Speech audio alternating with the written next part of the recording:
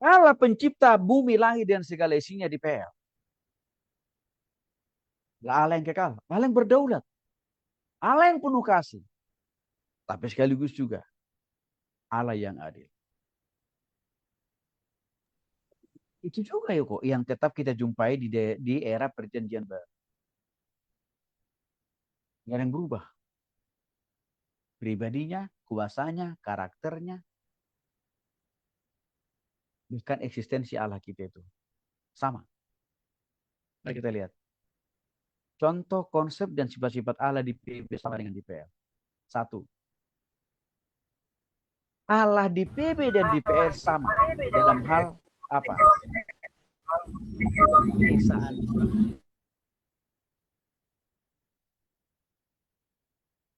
Satuannya. Monoteismeannya. Allah di PB dan PL sama. Jadi artinya Allah kita di PL tidak pernah berbeda dengan Allah di PB. Allah di PL tidak pernah. Sama kok. Itu Allah yang satu. Allah yang esa, Allah yang monoteis. Mari kita lihat. Ulangan pasal 6 ayat 4. Kita perjanjian lama. Yang menekankan hanya ada satu Allah saja. Dengarlah hai orang Israel. Tuhan itu Allah kita, Tuhan itu esa. Jelasnya. Tuhan itu Allah kita. Dan jumlahnya Tuhan itu esa. Esa itu satu. Istilah lainnya monoteis. Lalu bagaimana dengan perjanjian baru? Itu pasal 12 ayat 29. Yesus langsung menegaskan. Hukum yang utama ialah dengarlah hai orang Israel, Tuhan Allah kita. Tuhan itu esa. Jadi Yesus tidak pernah menggambarkan dirinya 3, 2, 4, 5, 6. Dia satu kok. Dia itu adalah Allah yang esa atau Allah yang satu. 1 Korintus pasal 8 6. Namun bagi kita hanya ada satu Allah. Jelas Bapak Ibu. Satu Allah. Ini perjanjian lama, perjanjian baru konsisten. Allah yang kita sembah itu tidak pernah berubah di PB menjadi 2, 3. Enggak. Dia satu kok. Peran. Atau pribadi. Atau fungsi. Atau nama. Yang lebih dari satu.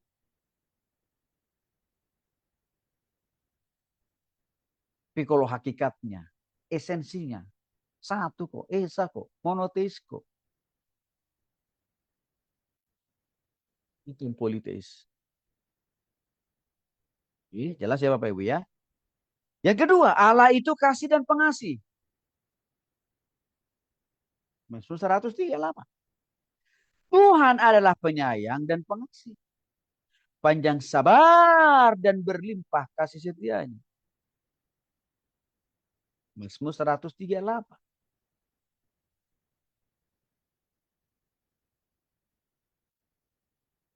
Panjangnya kesabaran, panjangnya kasih Allah, berlimpahnya kasih setia Tuhan. Ini sudah Tuhan tunjukkan. Dengan berulang kali dia memahami, mengerti, mengampuni dosa dan kesalahan orang-orang Israel.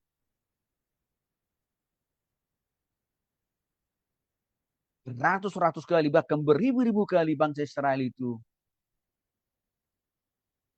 memberontak sama Tuhan. Kasih setia, kesabaran Tuhan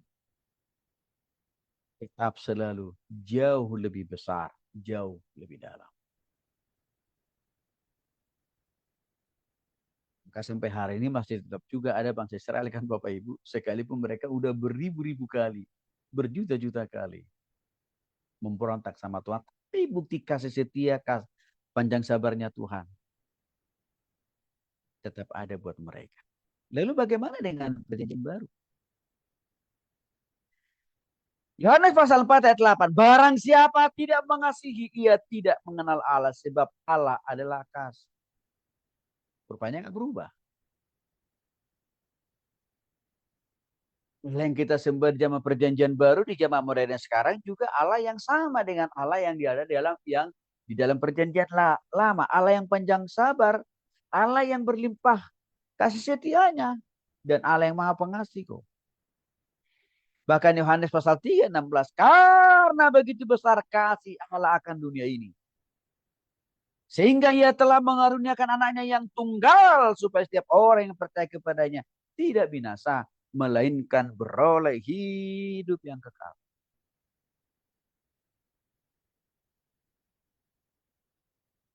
Jadi kalau kita perhatikan,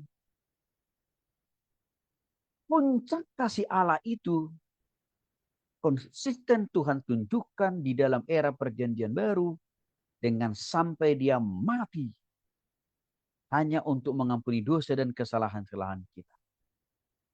Dia rela kehilangan nyawanya. Dia rela tangan, kaki, dan seluruh bagian tubuhnya mengalami sakit. Sebagai puncak kasih Allah yang tidak pernah berubah. Baik di era perjanjian lama dan juga era perjanjian baru. Termasuk juga era zaman modern sekarang. Hanya tinggal jadi pertanyaan Bapak Ibu. Tidak semua orang di era PL, di era PB, di era zaman modern memaknai, mempergunakan makna panjangnya kasih, berlimpahnya kasih, kesabaran, kesetiaan Allah itu dengan cara apa? Bertobat, berhenti berdosa, buka hati terima Yesus sebagai Tuhan dan Juru Selamat secara pribadi. Belum semuanya. Mereka hanya berhenti memahami, mengerti, oh memang Allah itu maha pengasih di PL. Bahkan di dalam perjanjian baru, kasih Allah itu lebih jelas dengan cara Yesus mati di Yerusalem. Itu hanya sekedar pengetahuan. Nah kalau itu hanya sekedar jadi pengetahuan,